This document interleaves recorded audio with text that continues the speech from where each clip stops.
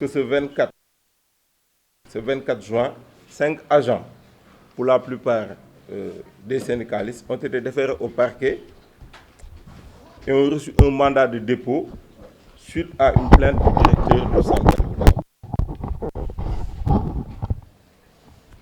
Par conséquent, dans tout ce tohu-bohu-là, il nous paraît vital de faire une mise au point pour éclairer l'opinion publique sur les véritables raisons de ce chaos.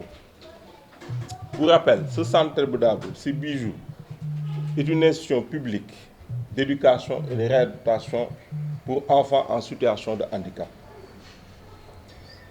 dépendant actuellement du ministère de la Santé et de l'Action sociale. Depuis plus de 4 décennies, il œuvre en faveur de l'accès aux soins et à la scolarisation des enfants qu'il accueille. Initialement créé en 1981 pour accueillir des enfants adolescents en situation de handicap moteur, le plus souvent suite à des séquelles de poliomyélite. Cette maladie étant aujourd'hui en voie de disparition grâce aux campagnes de vaccination menées par l'État du Sénégal, depuis les années 90, le centre se voit depuis quelques années sollicité de plus en plus pour l'accueil d'enfants dont les handicaps sont beaucoup plus complexes. Nous avons des handicaps moteurs et des troubles associés, en particulier les infirmités motrices cérébrales. Au moment de sa création, le centre dépendait du ministre de la Présidence et dans le souci d'une meilleure structuration, le centre a été amené sous la tutelle du ministère de la Santé et de l'Action sociale dans l'objectif de l'octroi d'un statut nominatif. A souligné que depuis sa création, la direction entretient des relations fonctionnelles avec le ministère de l'Éducation nationale que nous saluons au passage. Et la présence des écoles, par conséquent, ne saurait être un frein à l'octroi de ce statut.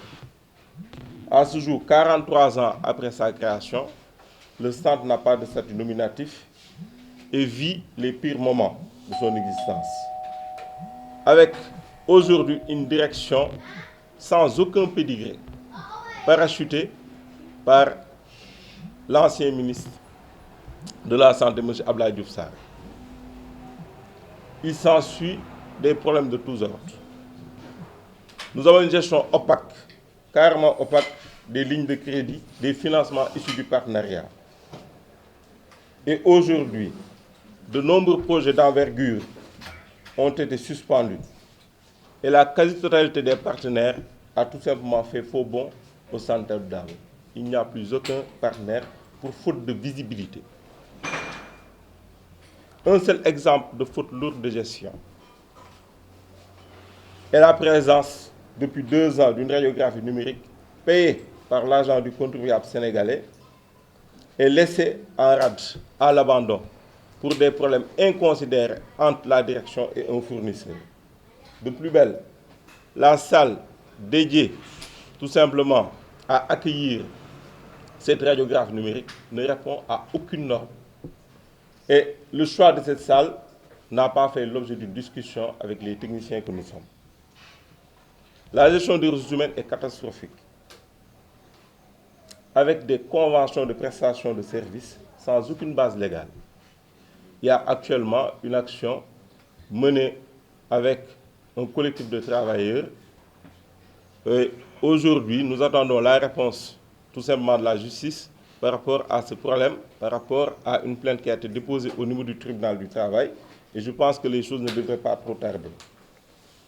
Et on vit un autre salaire et déficit d'intrants. Dans ce contexte, il y a la veille de la Tabaski. Et après plusieurs années de silence de la tutelle, comme seule réponse aujourd'hui, nous avons tous lu sur la page Facebook du ministère de la Santé un communiqué qui enfonce et fait porte le bonnet d'âne à 5 pères de famille qui actuellement se retrouvent entre les mains de la justice. Donc nous considérons que les seules vérités qui restent à la direction, c'est l'intimidation du personnel. Et cette même direction, souvenez-vous, il y a 2 mois, avait fait un point de presse pour porter de fausses accusations, je pèse bien mes mots, de fausses accusations sur des agents qui avaient été déclarés, avaient tout simplement désacralisé le drapeau national.